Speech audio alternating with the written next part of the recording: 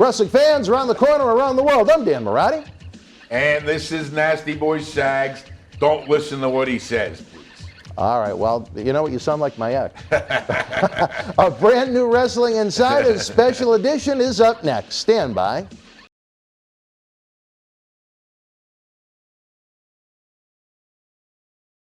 Wrestling fans, we explode into Christmas for the 9th annual Paul Bearer Holiday Headlocks Toy Drive Cyber Fanfest. A human sea of superstar guests have come to MWF Studios for live interviews, tributes, and virtual autograph signings. The good news is, if you miss these superstar signings, we have individual autograph photos available as well as all-inclusive VIP packages throughout the season. If you want them for yourself or to give us a holiday gift for Christmas, get the order in by December the 19th. On Christmas night, we'll reveal the winner of the massive Christmas Week Mega Raffle, where one lucky fan wins an entire jackpot of prizes, again, to benefit the Paul Bearer Holiday Headlocks Toy Drive. 2020 has been a brutal year for the economy, as well as our toy drive efforts. We could use any and all the help you could give us. Be part of the professional wrestling community. If you're going to take part in any toy drive this year, let it be one where we update Santa Claus's GPS and honor Paul Bearer's memory. Head on over to BostonWrestling.com now.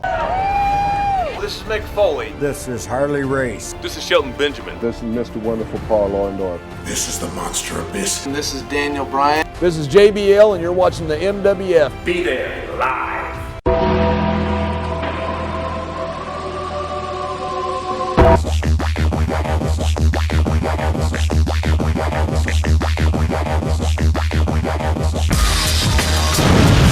All right, wrestling fans, welcome to another installment of Wrestling Insider Special Edition. Very happy to be joined once again by Jerry Sags as we continue our 9th annual Paul Bearer Holiday Headlocks Toy Drive Cyber Fanfest. That's a lot of words to spit out for the name of one event, but we can't bring you the live wrestling event this year because of the obvious reason with the craziness in the world. Jerry, we had a great introduction to the drive and your participation in it not too long ago, but the fans continue to send messages in with all the plethora of superstars that have joined us in studio.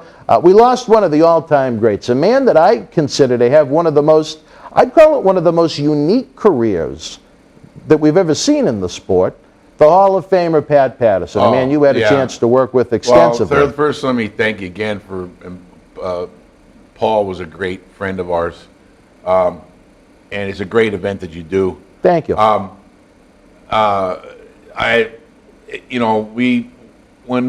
We all have our time when it's our time that we're going to go, and Pat was a great guy, and he left behind a great legacy.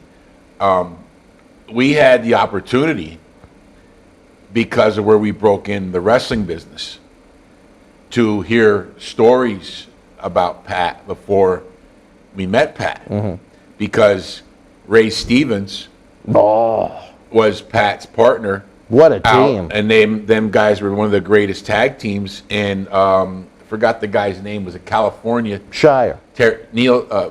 Something Shire, right? Roy Shire. Roy Shire. Yep. And Pat, we'd get drunk with Pat all the time.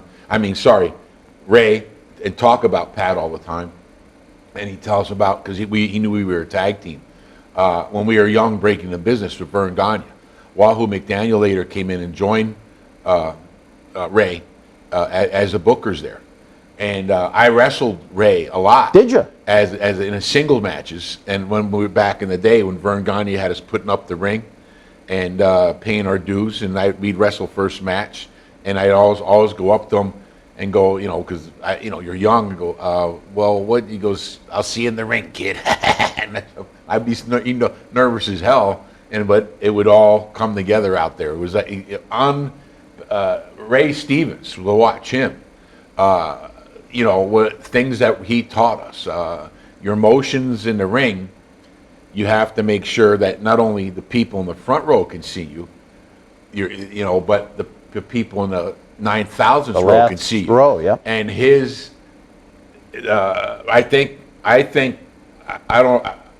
almost certain that run in the corner, bump over where he go upside down, flip, and outside the thing that Ric Flair does. Yeah.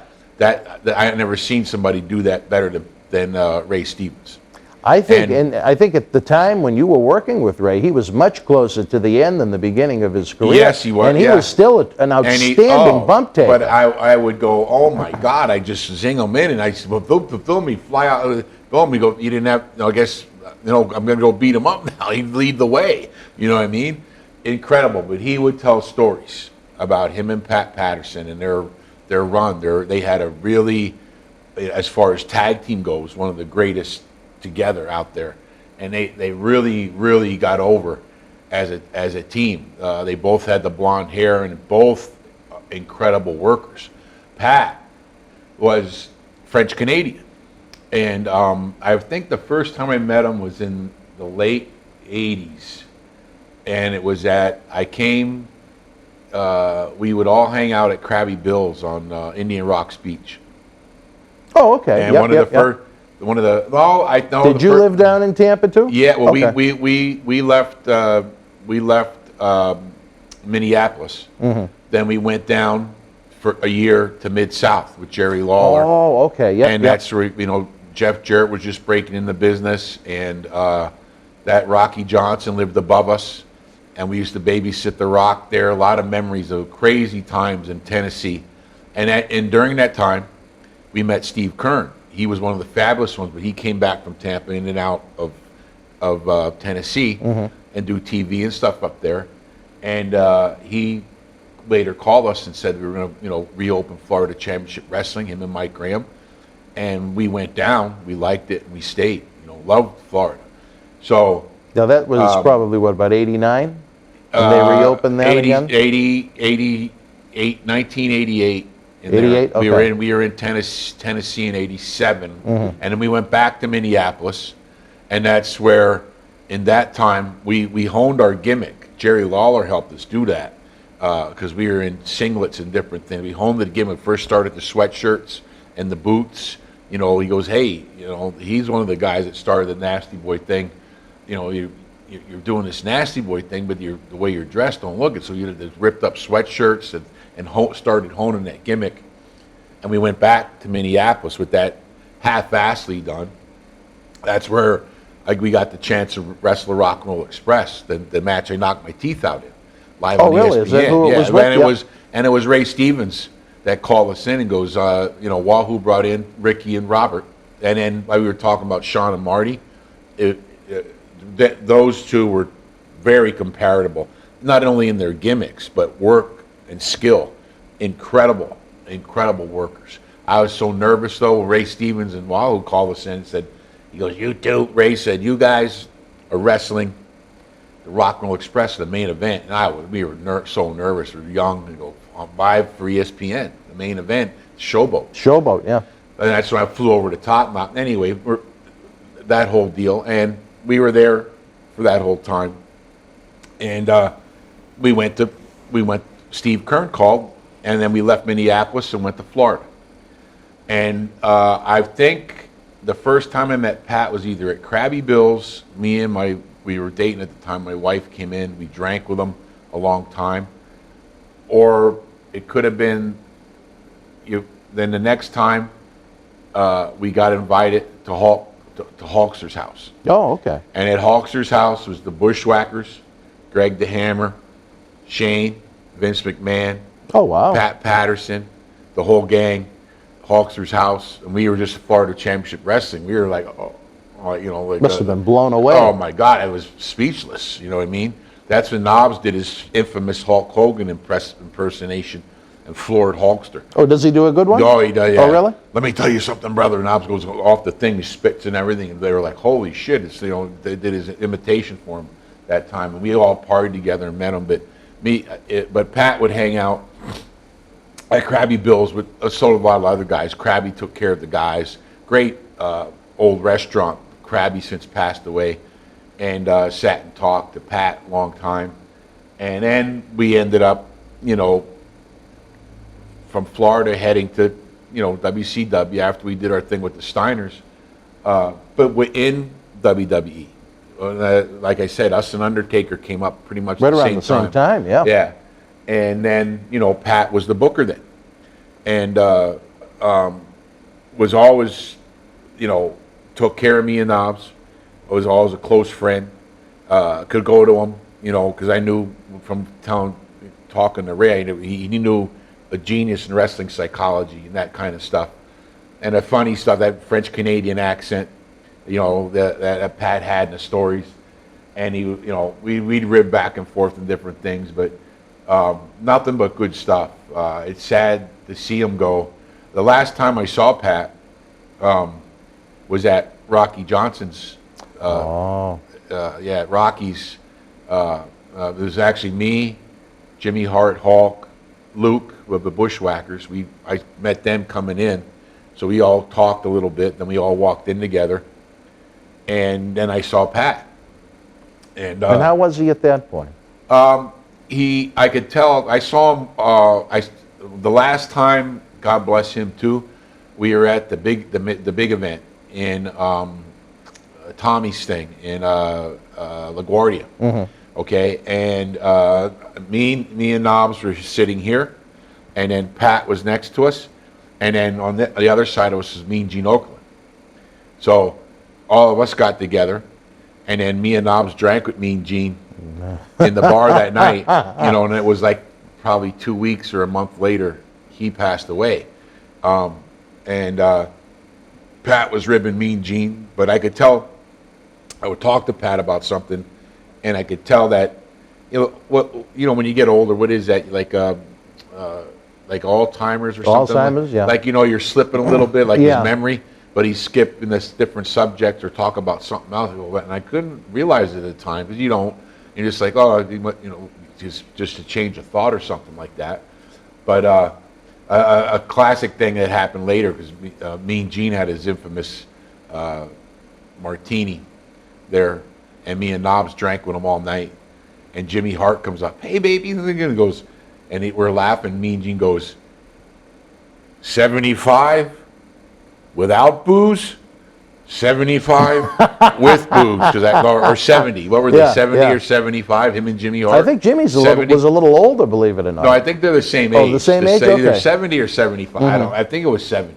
But we laughed and pissed our pants because then Gene was laughing, and and then we lost Gene after that. Yeah. But Pat riddled Gene, and they were telling stories because they were together from the get-go. Oh, yeah. From way back, And I know Hulk took it really hard, because me and Gene was a great guy. I'm sure Hulkster, I know he was like a sidekick to Vince McMahon, and brought up Stephanie and Shane. They came up with Pat, and he was there for 30 from the 80s, early 80s, till he was still doing things till now. Yeah. But at Rocky's, at the funeral, we went up, and it was sort of funny. I didn't get to talk to Pat till after, but Pat made a little speech there at Rocky Johnson's. The what do you call that? Celebration of life. It was at a big church type thing, and I laughed because Pat walked up first, but he walked and sat down at the piano. I go, "Oh my God! I don't know Pat played the piano. I thought Pat was gonna play a song and say for Rocky or something like that." And then everybody was just looking, and they went over and grabbed Pat and then brought him. He just sat down at the piano, So I didn't realize it till after that. I could tell he was having a little. He made a speech, and it was sort of funny, but saying different things there. But Didn't he kind of cut a promo or something? Yeah, it was. Tony Atlas was telling me, yeah. Me and I, that was funny to us, but Rocky would have been laughing at it. But he was saying stuff back and forth. But then after I talked, I'm on my way out. I said bye. Talked to Dewey, The Rock, a long time, and because I didn't see him for years, and to pay our condolences, because like I said, they lived above us when he was a kid. Him and Rocky, his dad, and his mom, Leah Maivia, and we lived downstairs. And in our apartment downstairs, we had the Rockers staying with us. Marty's talked about that. I asked Sean and Marty about that days. They came. That's when they got thrown out of WWE for some hoaxing thing that went on. They came and lived with us. When Scott Hall would stay with us, Kurt Hennig would stay with us. So we had down below Rocky And the Rock's place, and the Rock's only 13. Down below was the Animal House. He must have heard some sounds coming out of his room. You know, and Marty, one day we have a fake fireplace in this apartment. Me and Knobs rent it. Marty's burning his bills, and I go, "That don't go. I don't think that goes outside." The whole place is filled with smoke, and he's basically lighting our apartment on fire. We're opening the windows, there's smoke blowing out. I thought the fire department get called, but and in that time we used to babysit for the Johnson family, and who we call Dewey, because that's what his dad and mom called him, Dewey, Dwayne Johnson, and we'd babysit him. So and to skip ahead a few years, now we actually celebrated Rocky's last birthday with him. Oh, did you? Me, Knobs, Rocky, were at a little outside Orlando, a Comic-Con, and the guy from the Godfather was next to us, and we all had a fun time. And his wife at the time he was separated from Leah, the Rock's mom. He had another wife. Ada was his wife. Yeah, Ada. Leah was the mother-in-law. Yeah, I'm sorry. Yep. Yeah, so, I get mixed up. But she brought a birthday cake, and we sang "Happy Birthday" to Rocky and all that stuff. And that's the first thing I said to Knobs. He said, "Well, we just spent." Because 2 weeks later, he had that fatal heart attack. Wow. So that's the last time. Then I got the call. Steve Kern called us because it was at him and Brian Blair had a nice thing. They were hanging out with Rocky a lot at the time of this church, a beautiful place, and we all went and paid our respects to Rocky. And Pat was there, and that's when I got to talk to Pat after for a while, and I could really tell that he was, a little. It was. Like I don't know what you call that. My grandmother had a little bit like an Alzheimer's type thing or something, where your memory. They just start to slip a little bit. Yeah, like that. And I felt so bad, because he looked in really good health yet, but I know he's maybe mentally was slipping a little. I know something that happened. I walked out going, man. I mean, it was like all the guys from our generation who I looked up to, like me and Gene and Pat and Rocky and all these guys, Animal was a real kick in the balls. He was supposed to be right there November 14th. Yeah, he was a real kick in the balls because he was really, really close with me and Knobs, and so was Hawk. Hawk went a long time before, but I never thought that would happen with Joe. We were together a lot, doing a lot of stuff together, and we all, because we developed we actually met Hawk, was a second guy, Brad Reagan's in Vern Gagne's camp, introduced us was the Hawk. The first guy introduced us was Kurt Hennig, and had Kurt come over when we were in camp living in Brad's basement. The next guy that sat with us with his bandana on was Hawk, and gave us the meaning of life, and then we partied with him. And then later on, who would ever think that we'd end up in that kick-ass program with Hawk and Animal was the LOD. It's crazy how it works out. And I wrestled with Hawk. I wrestled with him. I wrestled Hawk with Davey Boy, Hawk with Sting, Hawk with Kinski in Japan when Joe was hurt. When they did the what the hell? Kinski was a big, strong guy in Japan. Yeah, and we were going over for New Japan at the time, so we did a whole angle in Japan with Kinski and Hawk as filling Animal's place as a Japanese road warrior. So, right now we're talking about Pat, but when I left there after I saw Pat, I go, Jesus, the guys that I looked up to, and from Jimmy Snuka to Pat and Gene and Joe, and it was really gets you when it's a generation closer to you, like Joe was, and guys like that. You know what I mean? Not someone you looked up to, but a peer. Yes, a friend. When it's like what's happening in my family now. I got to leave here and go to PA for a funeral after on my way home. I got to stop in Allentown. But you get to an age where the older generations start falling off, And I never thought that because Pat looked in great shape. Besides that, I don't know what happened to him, but I had a lot of great times with him. He was on all those Europe, those tours I told you about, and when Percy fell with the food and all that stuff, and Paul Bear, I call him Percy sometimes, but I got a great picture on my phone with me and him at an airport in Frankfurt, I think it was, and he's going like this to me because of my tooth. Now, is that Patterson or Percy? Percy. Percy, yeah. Yeah, he's going, ah. And I said, I just sent that to a buddy. I said, show Taker this. I found it somewhere. This like a year or two ago. But nothing but, and we got to know, because of Pat, he brought in a lot of the French Canadian guys. He did. Got a break in the business at another level. The Calgary crew, the Hart family, some of our best friends, all of them are our best friends, from the Bulldogs to Jim and Owen and Brett, all the sisters, Stu and his wife. We stayed up there, but we also knew because of Pat, and we worked with the six-mans with the Mountie, Jock. Yep, you were in the same stable. Raymond had gone on to, he was the French-Canadian commentator. When Still there now? Oh, he is? Oh, yeah. Wow, he's been there. It's a hell of a run. He's been there 30 years doing that thing. Yeah. And he's still there. I see Jacques once in a while. He does wrestling up in Quebec. I know he tells me about he's a real big son that wrestles and stuff. But we also became friends with Dino Bravo during that time.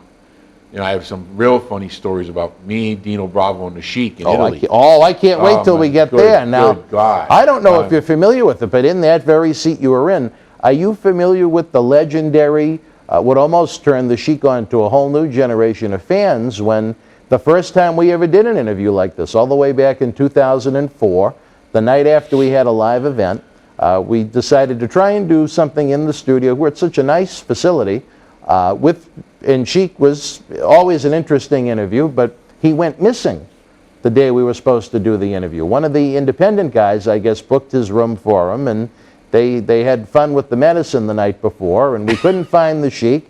Sheik showed up several hours late with no teeth, yelled and screamed and spat on me, and he would describe humbling, and I really wasn't sure what that meant at the beginning. I know. I've heard that.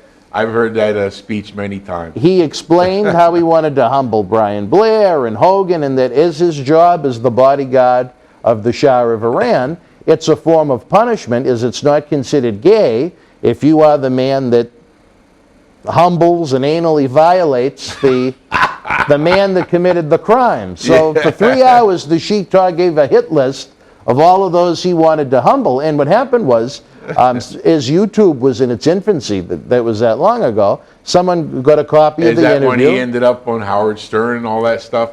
I got an email from a friend one day. They said, "You won't believe who was on Howard Stern today." I said, "Who?" And they said, "You." I said, "What? Me? What are you talking about?" They said, "They're playing clips of the Sheik talking about raping Brian Blair." I said, "Get out of here."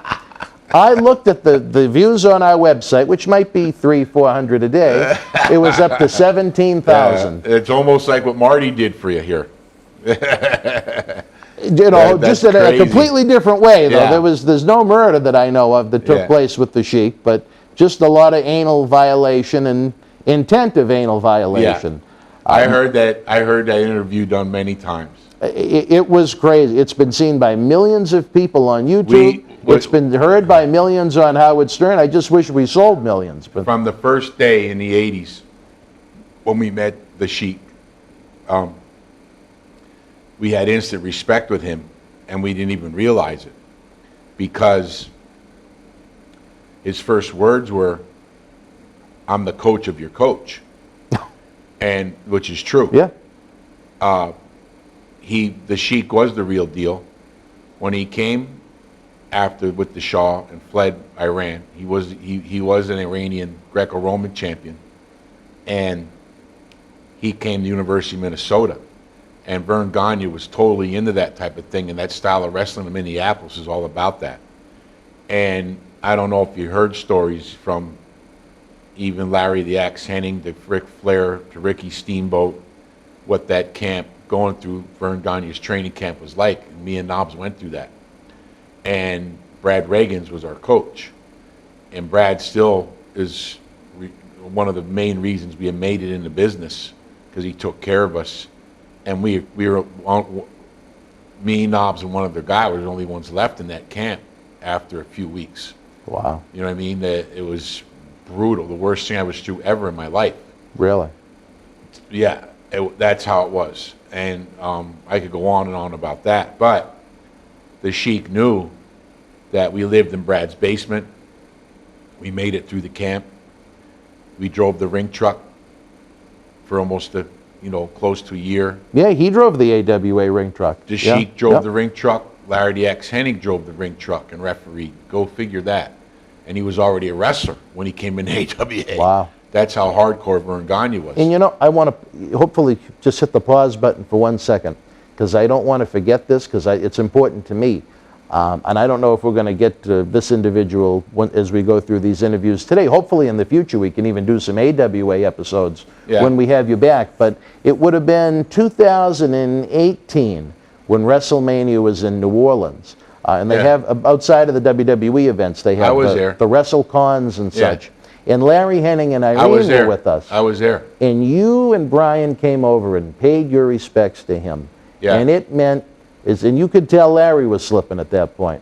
Yeah. But even then, it meant so much to him. He had tears in his that eyes. you guys came over. And Irene, you talk about if you were going to create a movie and cast the perfect Mrs. Santa Claus, it would be Irene Henning. Sweet woman. One of the nicest human beings I've ever met. I Irene did not Henning. know that you're the same. You brought them in. I had no idea. That was the last thing Larry ever did with wrestling. And I'm so glad we did it. Ellie, Jim's, DeAmble's wife, came and talked to me a long time. And I go, "Where's Jim?" He goes, he signed it. So she walked us over.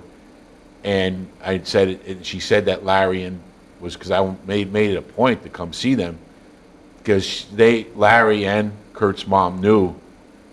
And I also talked to his son a lot. Mm-hmm. I just gave him a drunk voicemail the other night, funny one. But we did go over there, and it was hard. It wasn't easy, because that's one of the first times I've seen both of them since Kurt's funeral. Oh, really? Yeah, wow. I haven't seen them. That's a long time. Because we really, until last year about this time, Ken Anderson ran Minneapolis, and we got to go back to Minnesota. But since we left there, except for when we went back with WCW or WWF, we didn't get back much, where we broke in the business. So I was just glad. It was almost like we talk about me and Gene. I got to see the Axe and spend that time with him, and Kurt's mom, before he passed, because it was right after that. I don't know how long, but it was not long after that. He passed the same day as my grandmother did. Yeah. Which was kind of odd too. Yeah, it was December of 18. Yeah. But it just it was really nice. Not just you, but I remember X-Pac came over, Bill Eadie and Barry Dasso came over. Well, and it was relatively. Barry was a Minnesota guy, and really close with Kurt too. Bill's a great guy. Bill and Barry are great guys. Love them. Good friends of ours. They're greatest guys on earth. X-Pac was close with Kurt. He was a Minnesota guy too. And he lived there. Yeah. But I actually met X-Pac. I think he was from St. Pete. He trained with Malenko. Boris Malenko, right? The first time I met him was the Sportatorium. Oh, okay. We were doing a show, and he was with Brett Sawyer. Okay. And he was, I think he was 15 or something like that. And he started training and messing around. I mean, he said he's training for wrestling. He's bigger now, but at that time, a 15-year-old kid, I go, holy shit, he was a small little guy here. He was slight. But I mean, it's 15 years old. I think that's how old he was. Really young.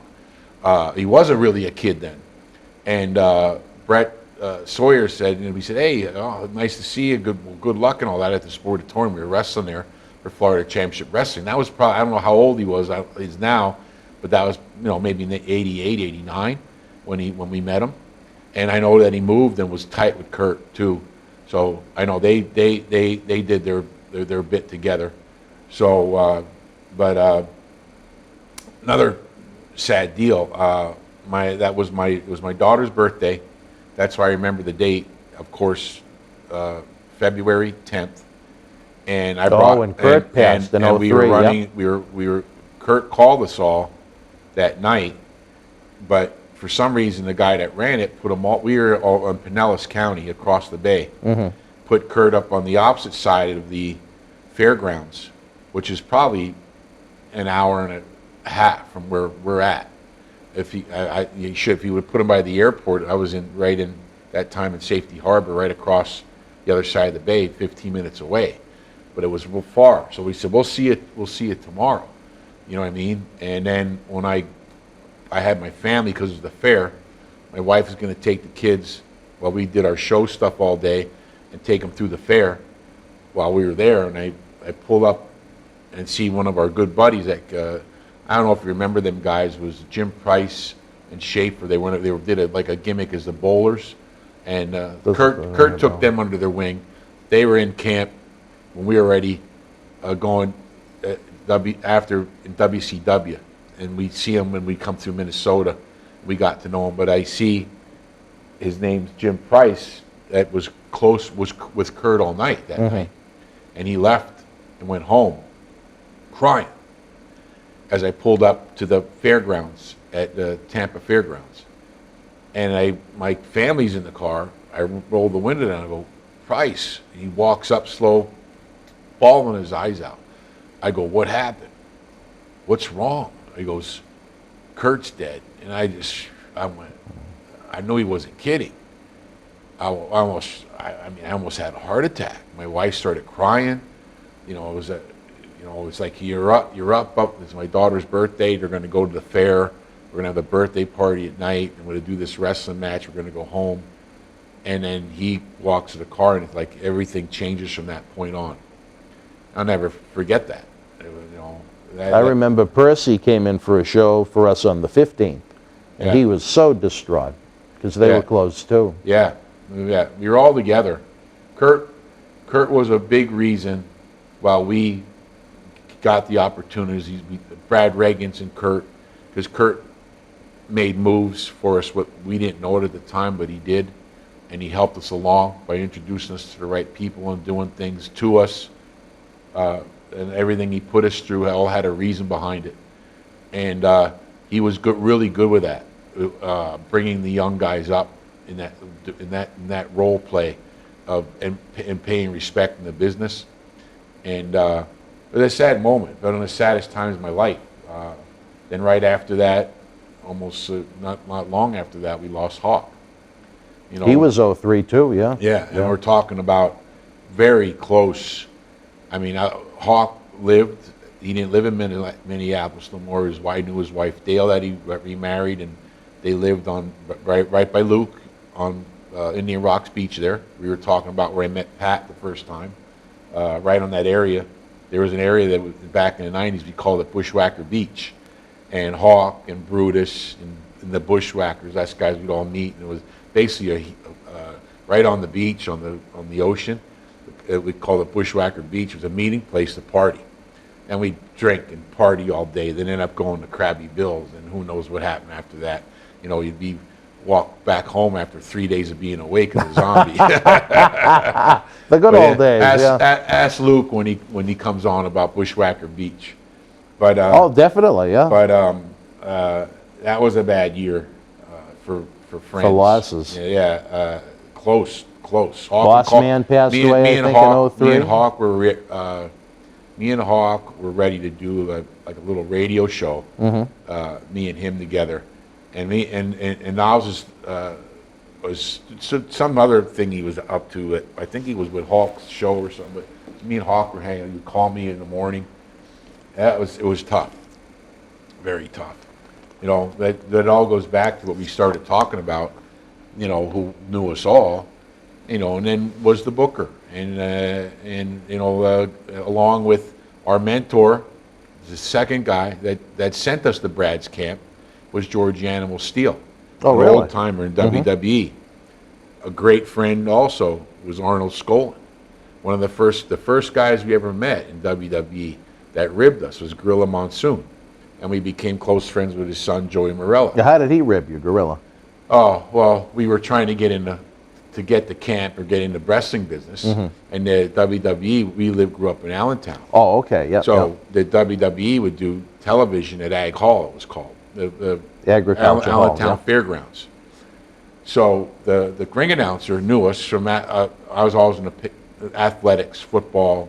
We had undefeated teams and that type of stuff. And Joe McHugh knew we were local guys. He was the announcer. This is Joe McHugh, live from, he did the old WWE TV, Hamburg, in Allentown. That's the back in the days where Piper hit Jimmy with the coconut and all that stuff. And just a little TV, when it was just the WWF as a territory.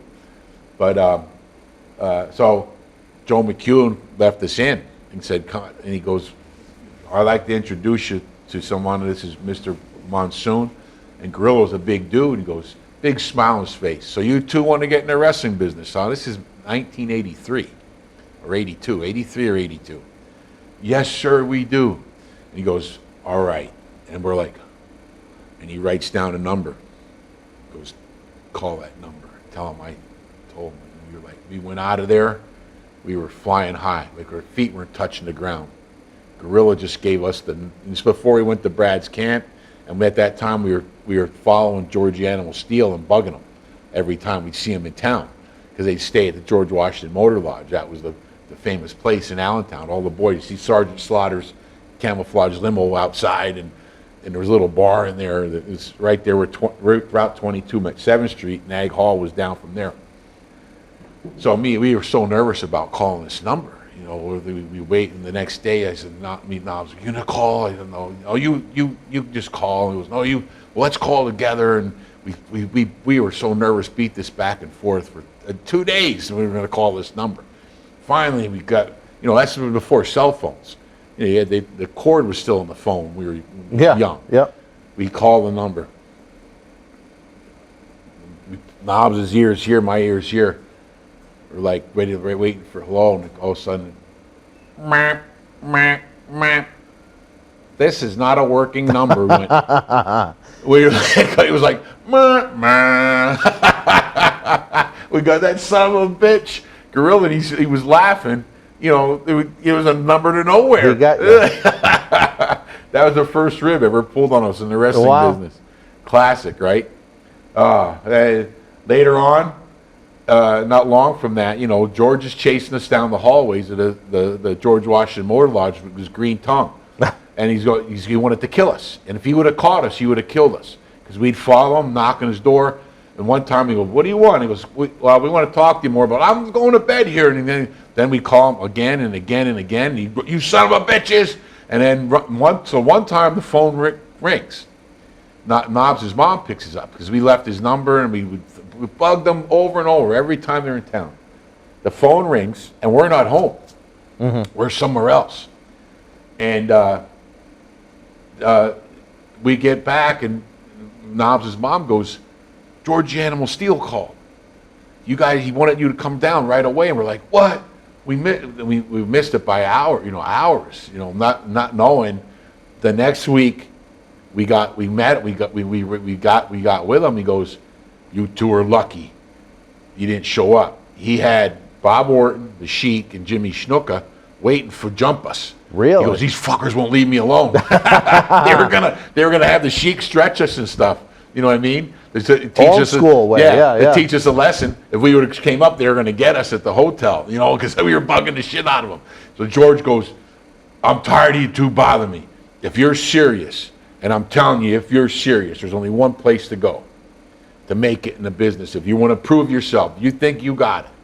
And he goes, call Brad Reagan's at Vern Gagne's training camp.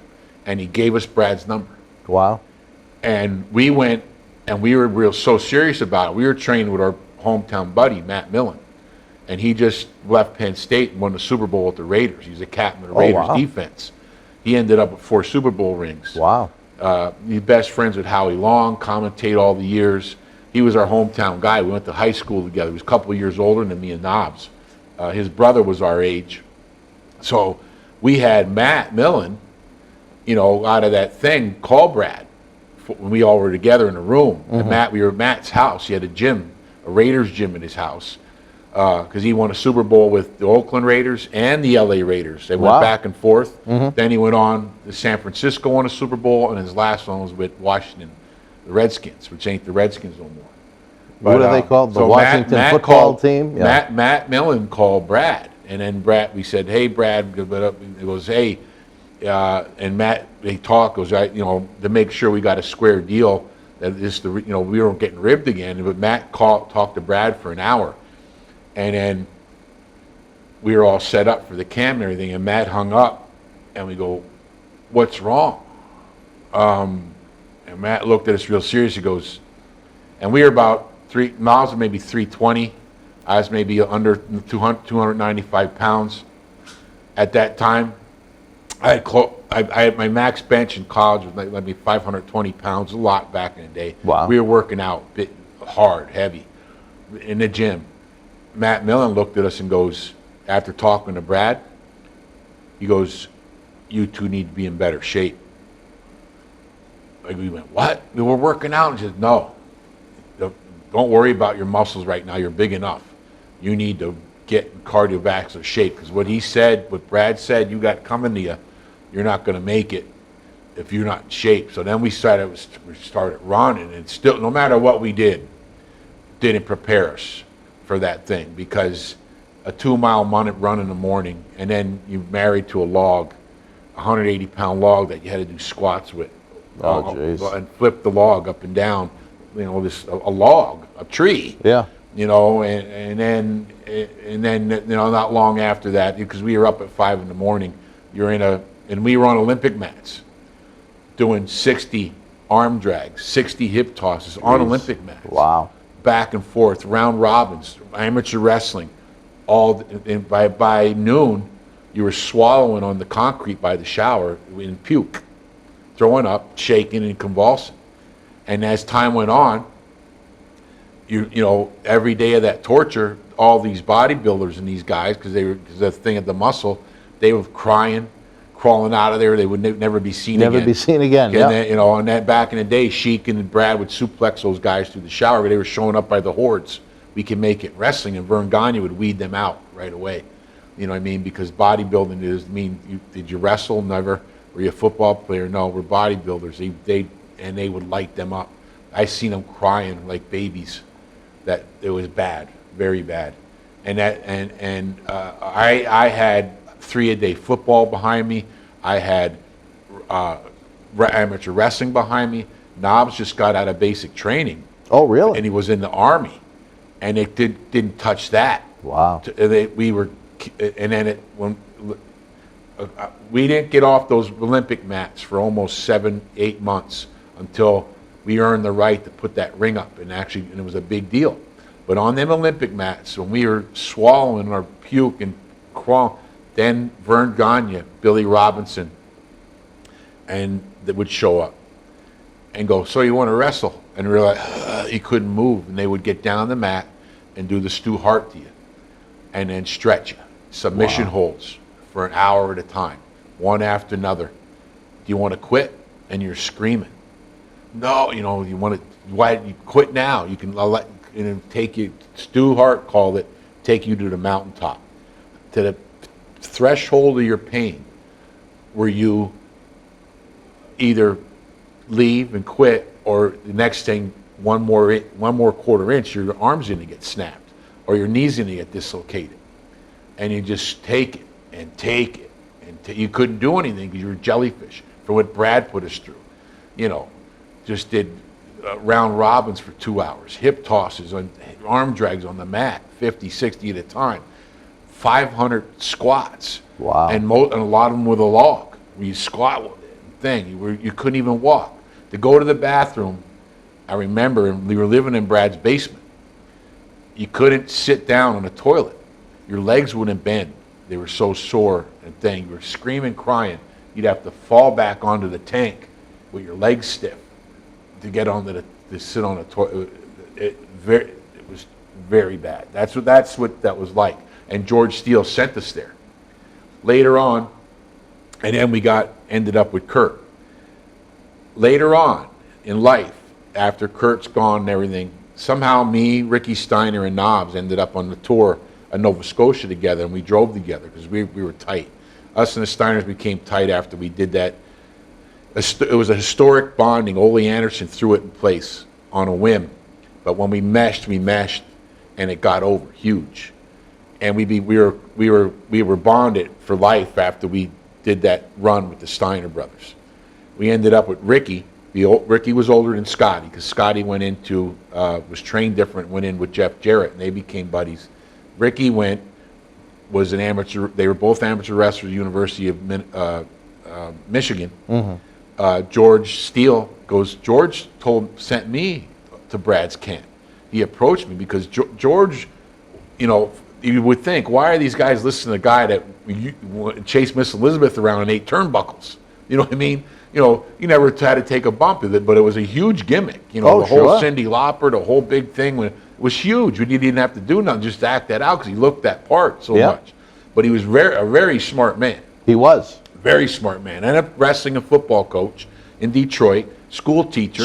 He approached and Ricky Steiner said, if we're going to get into wrestling, you need to go to Brad Reagan's camp. And Ricky went through it. He was in the camp with Leon, after Kurt and Ricky Steamboat and all them. The next camp, I'm talking about Van Vader. Vader, because we had to wrestle Vader. After that, he was already a class or so ahead of us. But then Ricky was already down in WCW. But Kurt got him too. And there was an infamous story that, where Ricky was almost an inch of his life.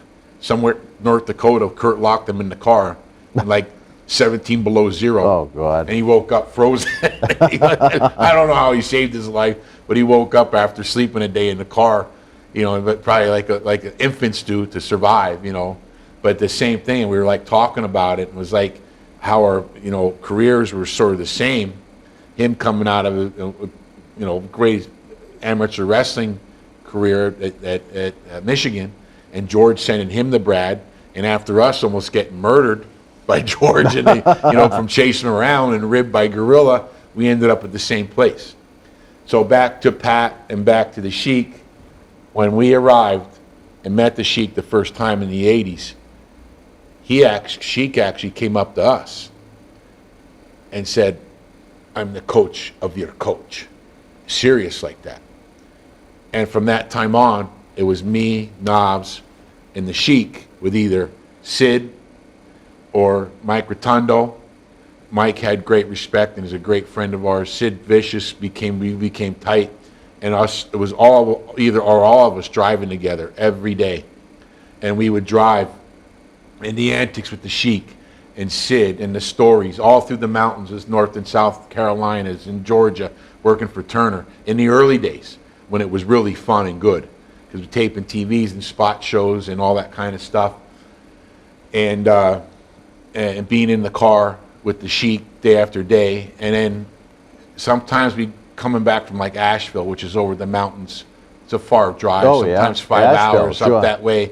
In Knoxville, up to Johnson City, we'd get back into town, and the Sheik would call his wife. She's a Minnesota girl. Carol. Carol, he's a great woman, and he called Carol. This is at 2, 3 in the morning, and Sheik would call, go, "Hey, honey, Baba, I had to bring Nasty Boy home. Maybe shish kebab? We come? Okay, love you." And Sheik would, thing like on the pay phone from the gas station or something. Go, "We go eat." And so we'd get there 3:30. We'd drive all night in the morning. We'd come into the Sheik's house in Atlanta, and beer's out, and there'd be a big tray of food mounted with rice, shish kebab and hummus, the Middle Eastern that Carol learned to make, along with some, mixed in with some of the like Minneapolis food that he liked from there, and the whole table was filled with food. 3:30 in the morning. Wow. And we'd eat and drink and laugh at Sheik's house with Sheiky Bubba until the sun would come up. And then in the morning, the sun coming up, you look, there's Sheik out in the back thing with his clubs. And he's twisting his thing, and he got the clubs going. He's out in the back porch, and he's doing these things from and he told us stories that he never told anybody else. I sort of got upset with them kids, the two guys they did the thing for Netflix. Oh, they make me sick. Them two guys. I'll tell you a story about the time me and the Sheik got stuck at their house in Toronto. Well, wait, let me finish go first, ahead. because they upset me because we are on a show, and Sheik purposely asked for us to be part of the show. Mm-hmm. So we were doing a loop. We were Jim Kelly's golf tournament. We went over to the Niagara Falls Comic Con. We had a couple spot shows up through Toronto. Would you guys come? We said it's for the Sheik. And he go, yeah, okay. It was half-assed. Either real shady two guys. Very. So we go and they film us, and we told stories like that Sheik would only tell us. And the one was about his dear friend. This is a national hero on his wrestling team. His name was Takti. And Sheik started crying in the car one night. He said, that the Shaw, they were their bodyguards because they were the wrestling guys, the Shaw's bodyguard. But when the Shaw and them would walk, the people were chanting Takti instead of the Shaw. Mm-hmm. That they can't do that. That's like an embarrassment in the Middle Eastern culture. So the Sheik's best friend, the Shaw, had him shot and said he committed suicide. And the Sheik knew it. And the Sheik was bawling, crying. He goes, Sheik could not do nothing. If he would have repented again, he would have been the next one to go. You know what I mean? Well, did he ever tell you what they did to his cousin with the ice pick? He told us all these stories in confidence. I never told him. But when I said the stories about the thing, we would go up for these two guys. And the tragic thing that happened to the Sheiks. With Marissa, yeah. The two beautiful daughters. I can't even talk about that because I have two daughters. And I know how that tore the Sheik's heart out. And it was a major thing for the Sheik because I know that it had to do with a lot of abuse of alcohol and other things but I don't know how he made it through that because me as a person, how could you? If that happened to my daughter, I don't know if I could go on living. That's how I am with my kids. So I know how it would have been to him. So I really felt so bad. And then, so we basically told all this stuff that nobody else knew about. And then all of a sudden the show comes out. Those idiots put me and Knobs on for 2 seconds in the front and 2 seconds in the end, basically selling, our face. And I go, those son of a bitches. I go, now all the stories that only we knew that Sheik told us in the car, I call him, I said, what, you motherfuckers, I said, what? He goes, well, we thought those would be better told by historians. I said, fuck the historians. I said, those were told in confidence from the fucking Sheik to me and Knobs when we were alone in personal time. The man was crying about this stuff. And I spilled my heart to tell a true story of what really happened in his life. You're having some fucking guy that don't know him talk about it. It pissed me off to no fucking end. I wanted to kill those bastards. They took advantage of him. They took advantage of him. From your lips to God's ears. Yeah, if you look at, in that movie, they show the supposed YouTube clip that got him so famous, him talking about Michael Richards on YouTube. That was the night Sheik and I were in Toronto. I got him booked on a reality TV show, and he wanted to meet up with them because he's friends with their dad. They got him all coked up at their house, and they thought they were going to recreate the magic that we created. So they purposely fucked them up for an outcome to rile them up to make money off. To talk about making Michael Richards humble after he used the N-word at a comedy club. So they tried to claim that the video that we did here in this studio was theirs. And that really got under my skin. But when you deal with trash, that's what you get. That's how much they care about a person, to go and get them in that state of mind, just to catch them in a tape to say stuff to make money off. And you know I'd like to know what money they made off that thing they made, that documentary, and what actually was given to the Sheik. Well, see, I've talked to the Sheik about... That pissed me off, because I seen them they had the Sheik when that was coming out. I think it was the WrestleMania in Dallas. And they were ahead, and I went to talk to the Sheik. I said, "You get the fuck away from me." I sat down to talk to him, hugged him, and kissed him, and said, "I said, Sheik, I'm not talking to those jabronis." And he looked and goes. I said, I didn't want to stir it up between them, but I said, "I'm here to talk to you." Made the kid walk away. I want to see their face. You know what I mean? It pissed me off. They make me sick. It pissed me off to no end. They're users, but their backstory is, I think they were their father or somebody lived at the same time when that was all going on and had acquaintance with them in Iran. Yeah, they were they were very good friends. But these kids took advantage of that situation, okay?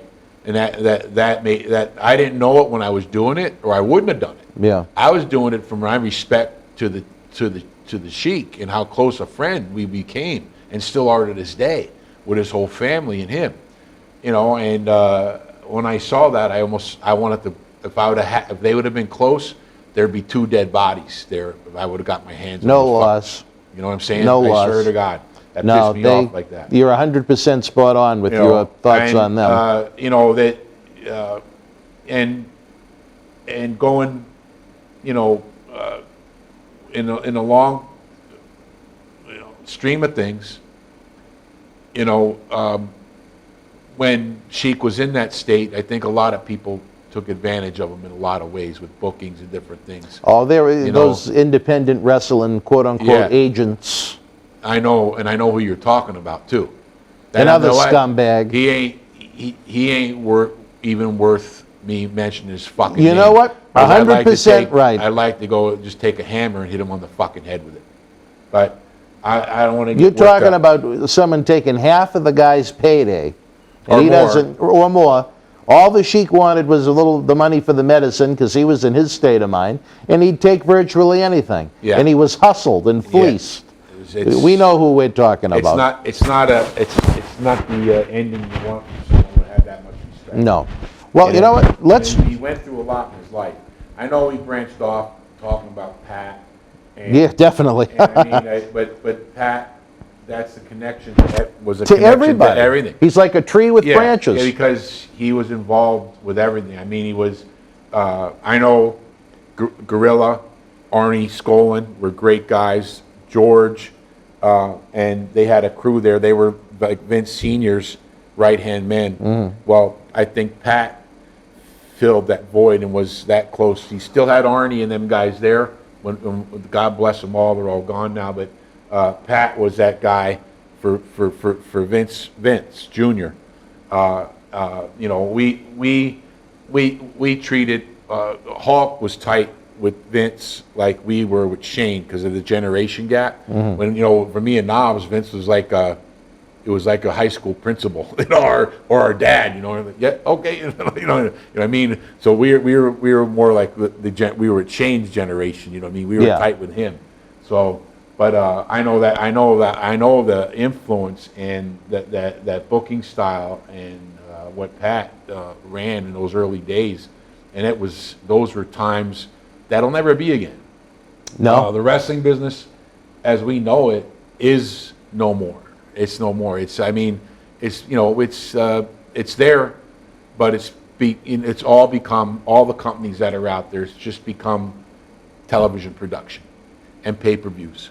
And them same guys I'm talking about, I just told another, I think I was at Rob in Philly, I did an interview, and the same guys that I'm talking, George and Gorilla, and I'd listen to them talk, and they say they saw this boom, but they were young in the business after the Gorgeous George era, 13 channels of TV and oversaturation of wrestling on television.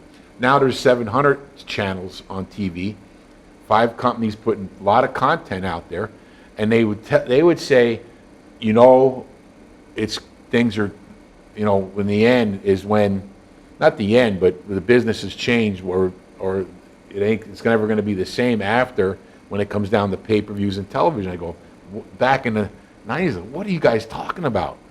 Well, you don't realize it when I think about it, and I go, what did it come down to? pay-per-views and And television. television. They saw that because they came off that tail end of the dip after the Gorgeous George era. Yeah, yeah. You know, when you're oversaturated with 13 channels, now there so many cable companies that need content. You just got to keep making TV and rewriting for the same people and over and over. I'm glad to see that there's more companies, because the worst thing I think that happened to the business was the descent of WCW. Yeah. Not only was, Turner needed content, was a great boss. He needed content for his television stations, and he loved wrestling because wrestling drew all his viewers from CNN to TBS to Headline News. Everything he put out was all drawn in the Southeast by putting wrestling on those shows. Wrestling and Andy Griffith. And it's still and it's still used to this day by the WWE and stuff. They can use it as a giant leveraging piece, because if you want to get a cable station over, put a wrestling show on. They go get on the wrestling show, and then the shows before it and after, then they glue to them and they grow. You know what I mean? And it's a proven fact.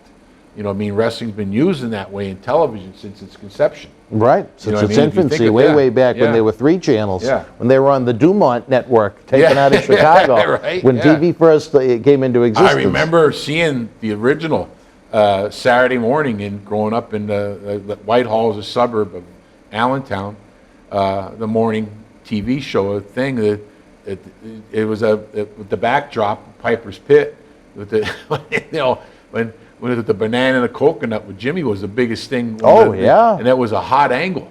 Then when Jimmy down this, because Knobs used to run buses down to the Spectrum. Oh, he did was he? 15. He forged his mom and dad's name and rented a bus and sell tickets. He was like his own little promoter. Oh, wow. He'd go down to Spectrum with a keg of beer in the bus. And then when Jimmy jumped off the cage, the whole 9 yards with Morocco, all the guys, and Baron Cicluna and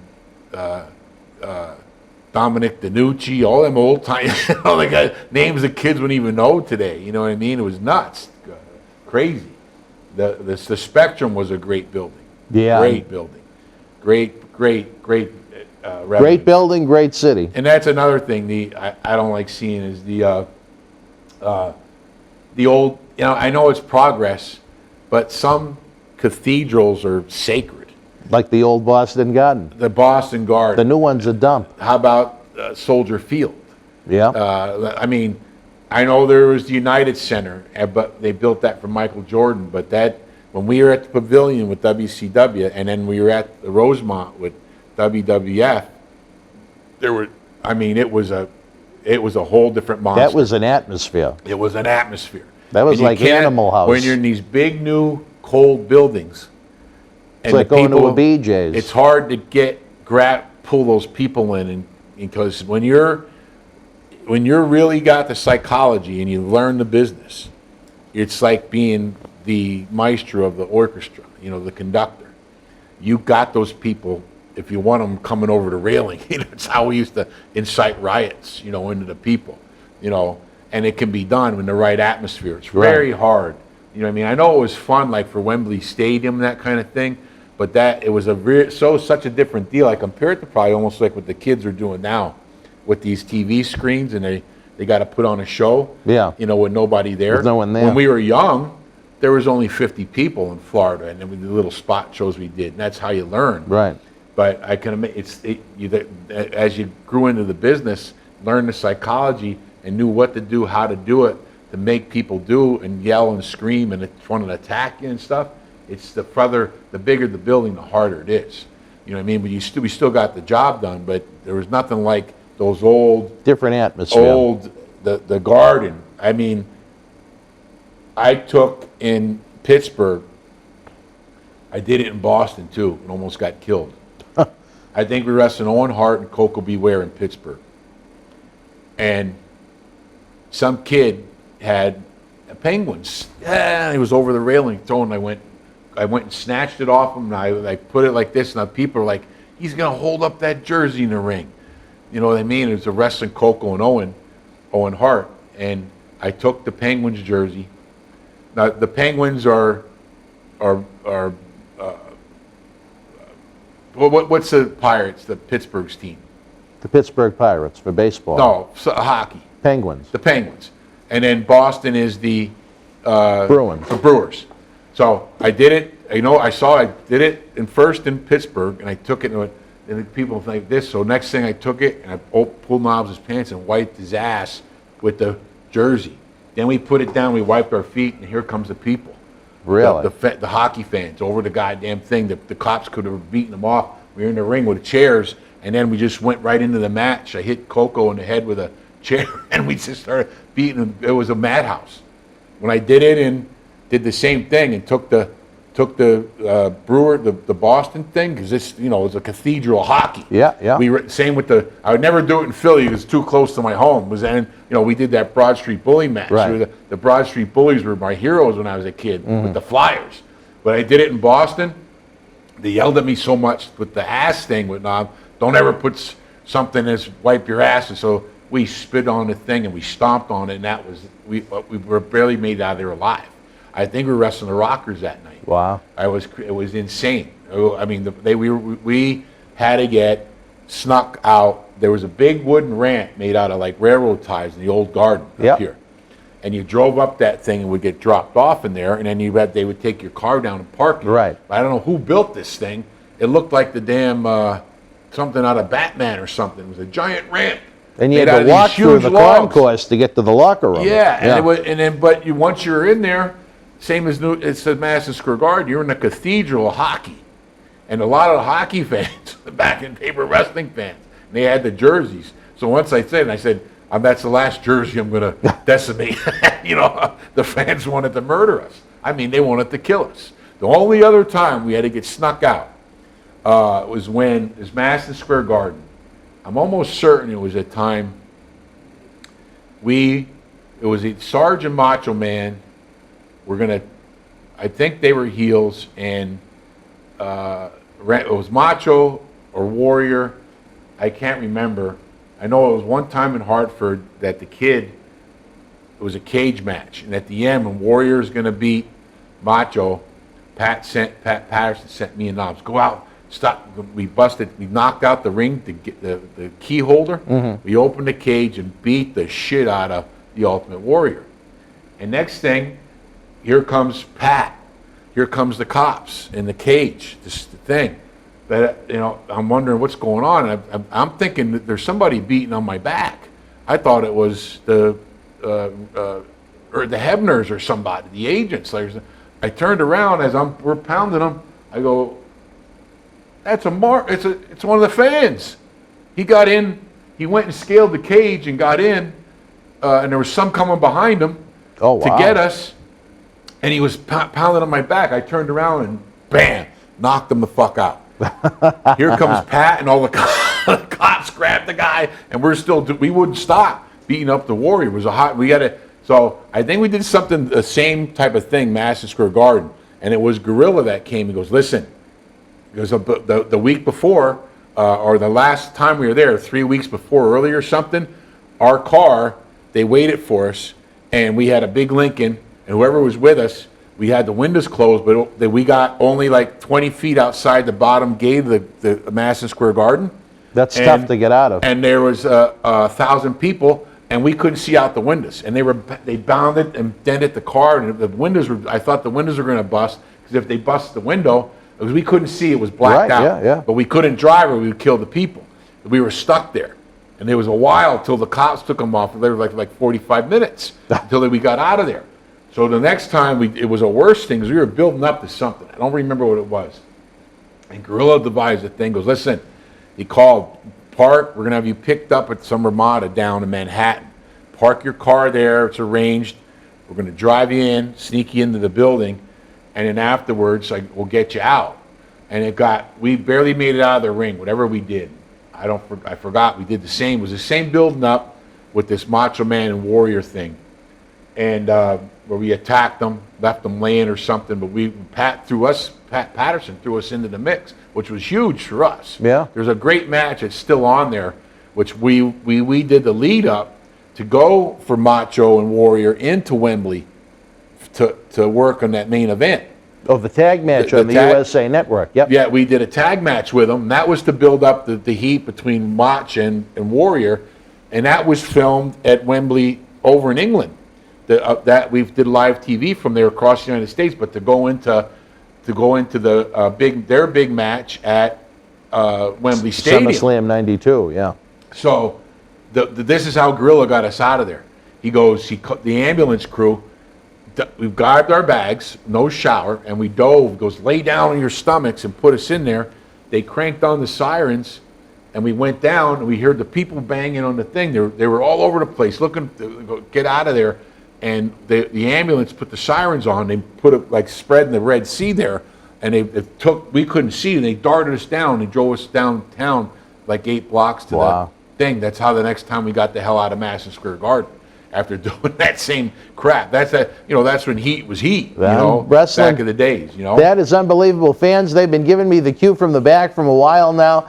Again, we remember the Tell them to kiss our ass. Nasty boys are on here. The late great Pat Patterson. This is for Pat and Paul and our urn-bearing buddy from way back. We started together back with us and Undertaker, and he became his manager right there. The holder of the urn. Any final thought about the late, great Pat Patterson before we go? A man that did it his way, like his karaoke song. Oh, he had a little thing he used to do, like in the French Canadian thing. But you know what those son of a bitches did to me and Knobs? It was Pat, Dino Bravo, and I think an old timer, Angelo, not Randy's dad. Savoldi? Now, one of the guys from Thing. So we go. They were all, when we get up to Montreal, they all speak French, and I said, well, how do you say, like when we were in Europe and stuff? Well, how do you say? We asked Pat and Dino. Well, how do you say hello, or how you doing, or welcome in French? And he went, whenever you see somebody, just say tabernacle. Okay, so we learned this. Tabernacle. We come in and go, tabernacle. And then people look at us weird. And, here. And this is years later. I never knew it until I think Jacques brought us up in 2002. We wrestled Jacques and nice guy, his old, well, not Raymond, the other guy.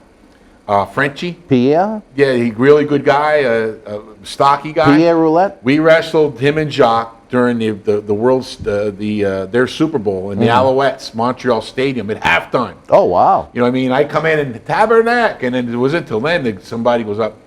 You know what you're saying to the people. I went, what do you mean? And this is like 10, 15 years later. After they told us this, me and Niles have been saying this to all the French Canadian people. They go, it's like, go to hell. It's a very bad, like almost the worst curse words you could say, or kill your in the language, something like that. I'm like, those son of a bitches, that fucking Pat. You were saying it nice and friendly. Yeah, and the whole time we're coming in and they're sitting there giggling, Pat and Dino and all them, and we're going, tabernacle. So whatever the fuck tabernacle means, they wanted to kill me and Niles for saying it up in French Montreal, put it that way. So that's the last thing I could say. God bless them. God bless. And he'll be missed. God bless Paul and Mean Gene and everybody else. That's Rocky was just recently, and like I said, the one that, their generations are, I think Pat was 2 generations ahead of us. Rocky too. Mean Gene also was really old school, but the one that really got me in knobs hard was Joe, Animal. Because we're going to be talking about him as the show goes on. Like I said, November 14th, he was supposed to be sitting in the chair you're in right now. Wow, that sends chills through my body. All right, wrestling fans, another great episode with one of the great superstars of this generation. More to come. Until we speak again, folks, you and yours, be well, stay healthy. And be nasty. What he said. We'll see you soon. Wrestling fans, we explode into Christmas for the 9th annual Paul Bearer Holiday Headlocks Toy Drive Cyber Fanfest. A human sea of superstar guests have come to MWF Studios for live interviews, tributes, and virtual autograph signings. The good news is, if you miss these superstar signings, we have individual autograph photos available, as well as all-inclusive VIP packages throughout the season. If you want them for yourself or to give as a holiday gift for Christmas, get the order in by December the 19th. On Christmas night, we'll reveal the winner of the massive Christmas Week Mega Raffle, where one lucky fan wins an entire jackpot of prizes, again, to benefit the Paul Bearer Holiday Headlocks Toy Drive. 2020 has been a brutal year for the economy, as well as our toy drive efforts. We could use any and all the help you could give us. Be part of the professional wrestling community. If you're going to take part in any toy drive this year, let it be one where we update Santa Claus's GPS and honor Paul Bearer's memory. Head on over to BostonWrestling.com now.